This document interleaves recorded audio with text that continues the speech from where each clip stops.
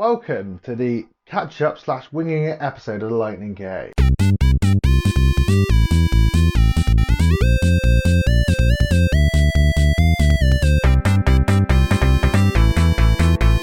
Hey everyone, I've had a few weeks off because I've been doing my flash reviews instead of the Lightning Cave, and just testing my own video editing skills because I wanted to have more strings to my bow. And now I'm jumping back into the hosting chair to carry on my amazing series, the Lightning Cave. Just basically going to be talking about what I've been up to the last few weeks, apart from reviewing those games, which were Swordbreaker and the Peaky Blinders Mastermind game. Obviously, go back and check out those flash reviews if you haven't. Also recording or kicking off the new podcast, or relaunching our old podcast, however you want to put it. And obviously playing lots of video games and being excited for the PS5. So it's going to kind of talk about all of those things. Not the reviews, because if you want to know my opinion on those games, go and watch my videos, please, obviously. Starting off with what I've been playing, because I've been trying to get through my list, and it's kind of been more enhanced because I want to get through my games list even more to justify getting a PS5 that I can't currently afford even more. So I've been playing, and I've completed Devil May Cry 5.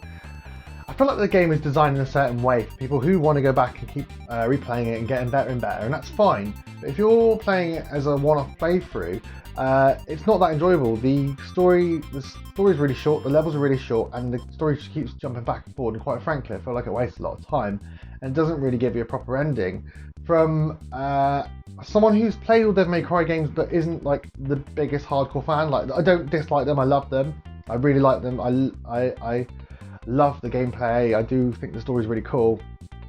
I just felt like it was a bit weak as its own kind of experience. For me, who I'm generally someone who likes to play through a game from start to finish, mostly single player games, I don't know, just didn't blow my trumpet. So yeah, Devil May Cry 5, meh.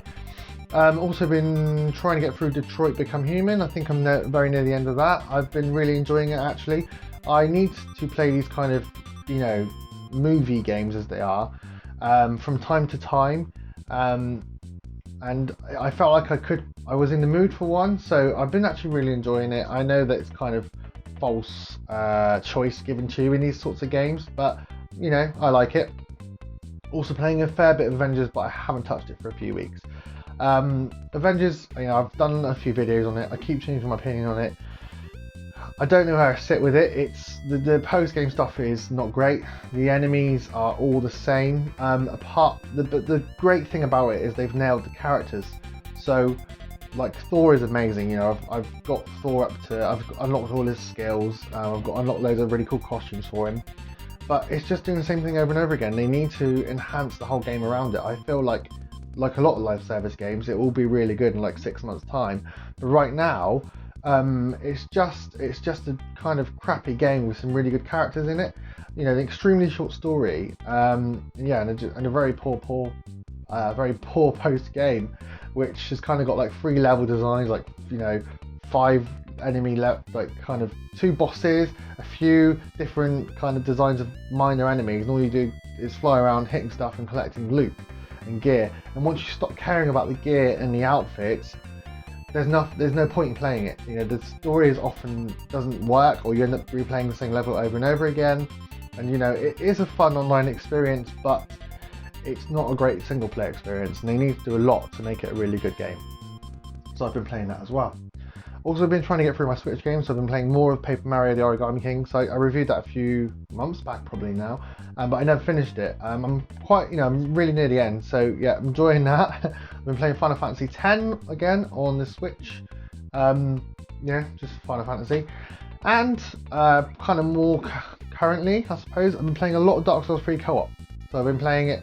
One game is 2-player co-op, me and Luke, and one game is 3-player co-op, me, Luke, and Zeke, who sometimes guests on the channel. And it's so fun. Like, I got to a point in the game where I was kind of banging my head against the brick wall and I couldn't get past the boss, which was the dancer of the Boreal Valley, if people have played the game. And I just couldn't get past it. Sometimes you get stuck on a boss. I got up to that point by myself, and yeah, I was struggling. So Luke, who's he's really good at the game, he jumped onto a new game, managed to get to the same point I was, and then came in and helped me. And then we've been more or less playing it with playing with each other since. And then on Saturday, me, Zeke, and Luke got drunk and played it 3-player.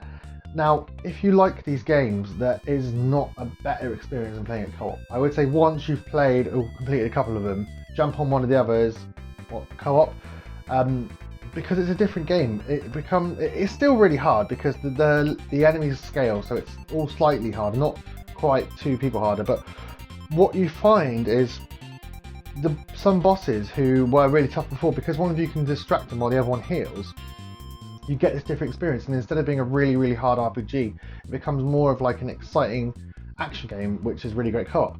Now with Dark Souls, when it gives, it takes away. So when you go into online co-op, you risk being invaded by other players. Generally, these people are really good, and they've got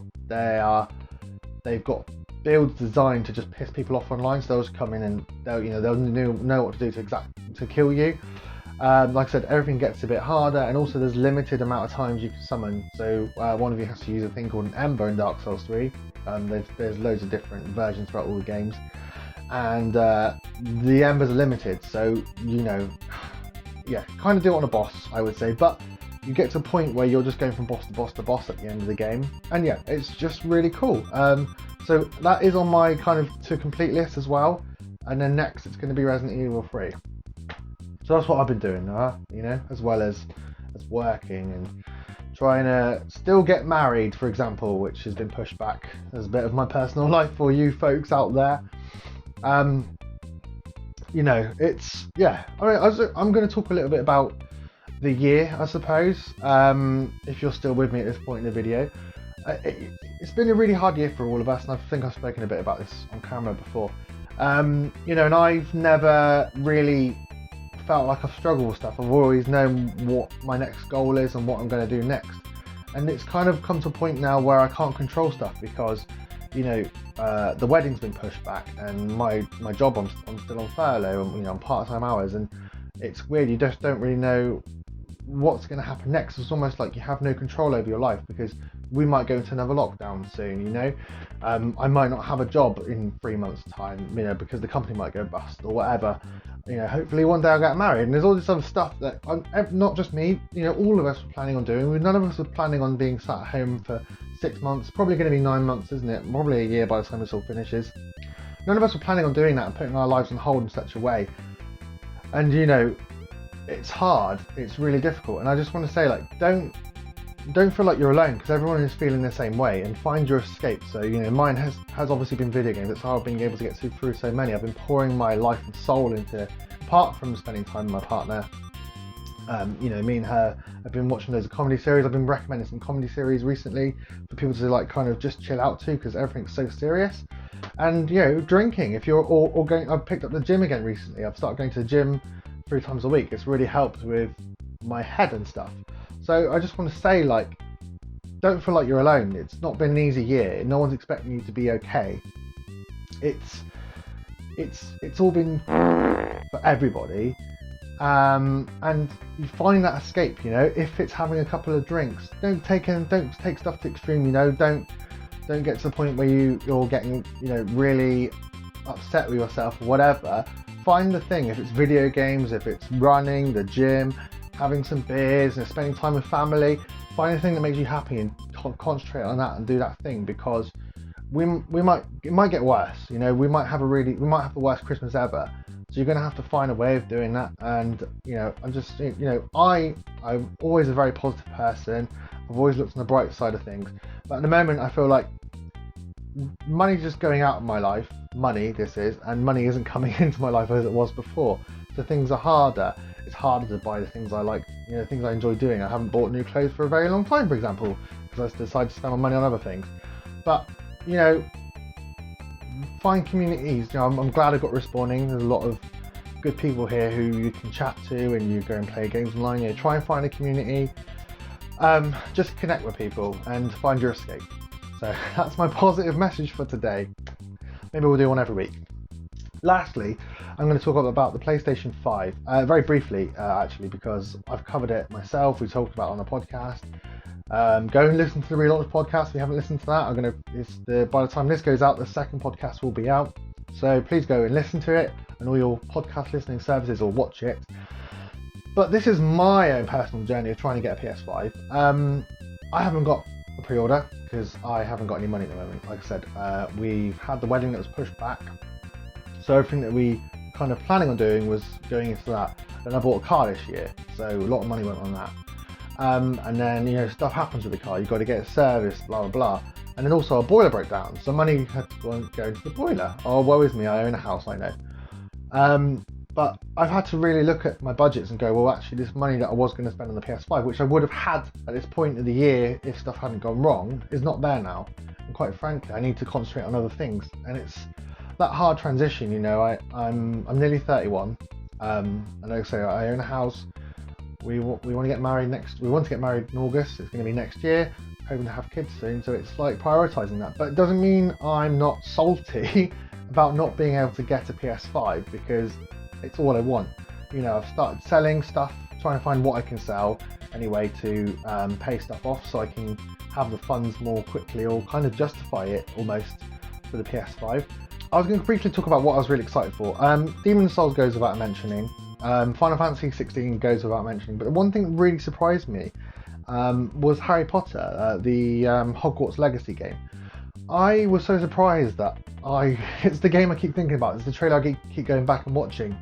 And I don't quite know why, because I am a Harry Potter fan, but I've not been a huge fan. Like I say, the last time I really enjoyed it was probably when the last film came out, because I read all the books. I read the books as a kid, they took me through school, and then I watched all the films, and we used to go to cinema every year, and I loved them, and I still go back and watch the Harry Potter franchise every few years. Actually, I'm probably due a run through this Christmas, but I never really was interested after that. I didn't read The Cursed Child, I didn't love the second Fantastic Beasts film, because I didn't know all of the new lore that was behind Harry Potter.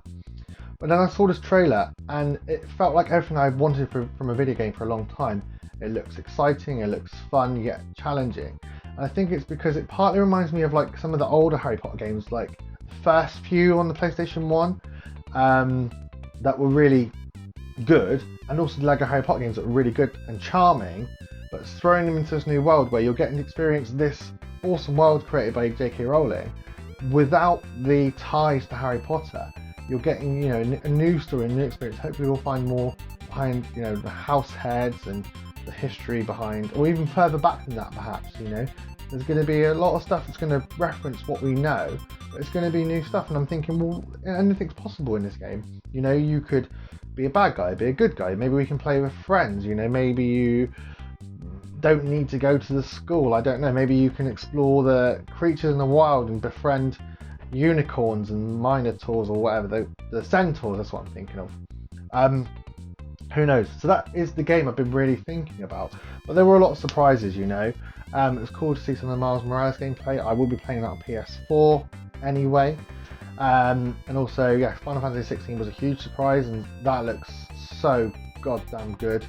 I can't say how excited I am. It kind of looks like a step up from 15, using some more of the combat from the 7 remake, which I think was awesome, and just kind of taking it into a new story. And obviously, I'm generally always playing a Final Fantasy game, so I'm pretty excited for this one. That's kind of me. You're kind of caught up with what I've been up to. But, like I said, just stay sane, stay safe, and find something to concentrate. Maybe find a new hobby. Maybe don't. If video games aren't working for you, find something else. I find video games to be the best escape, because you can just turn your brain off to everything that's going on. All your worries can go away for a few hours. You can jump and play online, or by yourself, and just get lost in a different world. But thank you for watching as always. Don't forget to like and subscribe, and I'll see you very, very soon.